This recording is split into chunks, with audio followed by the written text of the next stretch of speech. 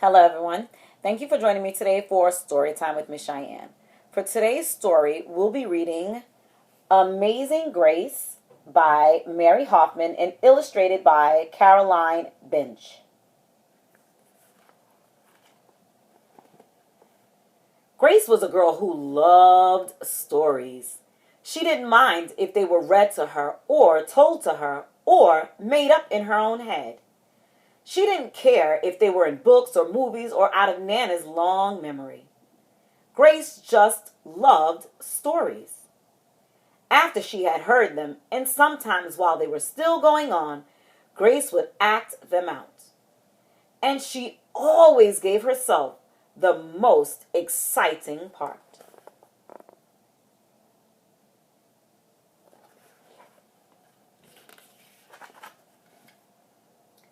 Grace went into battle as Joan of Arc and wove a wicked web as Anansi the spider.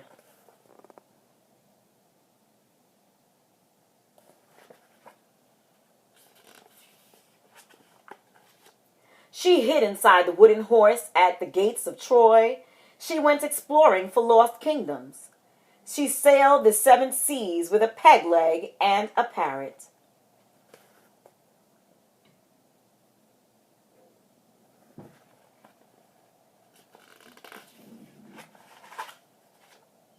She was Hiawatha sitting by the shining big sea water, and Mowgli in the backyard jungle.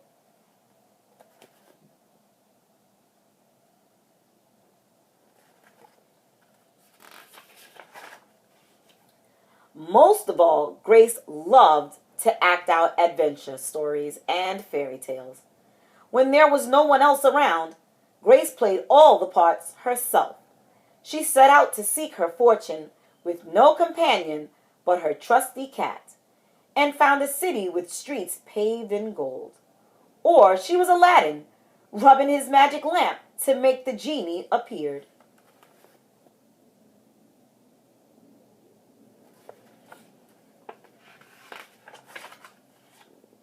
Sometimes she could get Ma and Nana to join in when they weren't too busy.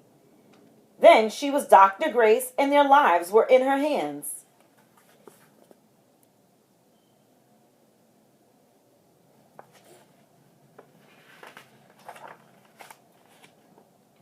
One day Grace's teacher said they would do the play Peter Pan.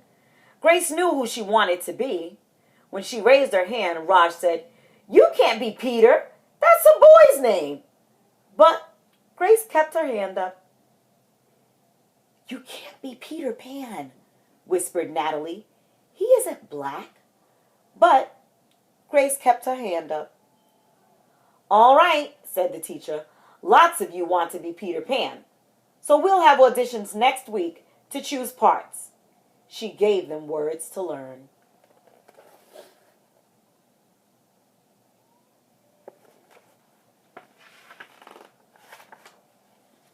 When Grace got home, she seemed sad.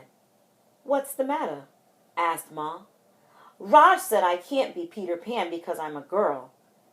"That just shows what Raj knows," said Ma. "A girl can be Peter Pan if she wants to." Grace cheered up. Then later she remembered something else. "Natalie says I can't be Peter Pan because I'm black," she said. Ma looked angry, but before she could speak, Nana said, "It seems that Natalie is another one who don't know nothing. You can be anything you want, Grace, if you put your mind to it."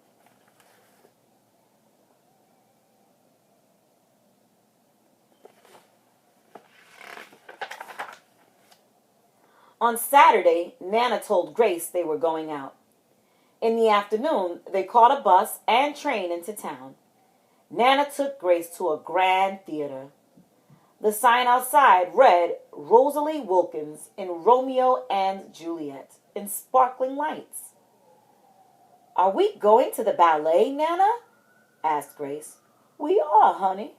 But first I want you to look at this picture." Grace looked up and saw a beautiful young ballerina in a tutu. Above the dancer it said, "Stunning New Juliet."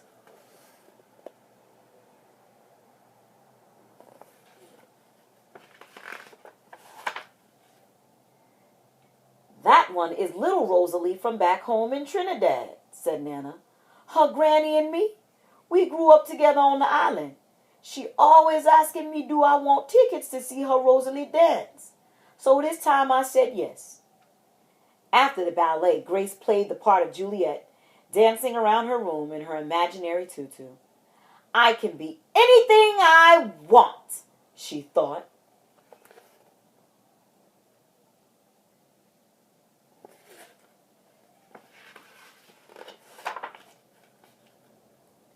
On Monday, the class met for auditions to choose who was the best for each part. When it was Grace's turn to be Peter, she knew exactly what to do and all the words to say. She had been Peter Pan all weekend. She took a deep breath and imagined herself flying. When it was time to vote, the class chose Raj to be Captain Hook and Natalie to be Wendy. There was no doubt who would be Peter Pan. Everyone voted for Grace.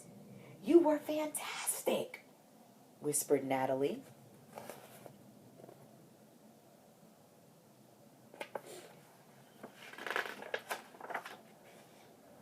The play was a big success, and Grace was an amazing Peter Pan. After it was all over, she said, I feel as if I could fly all the way home. You probably could, said Ma. Yes, said Nana. If Grace put her mind to it, she can do anything she wants.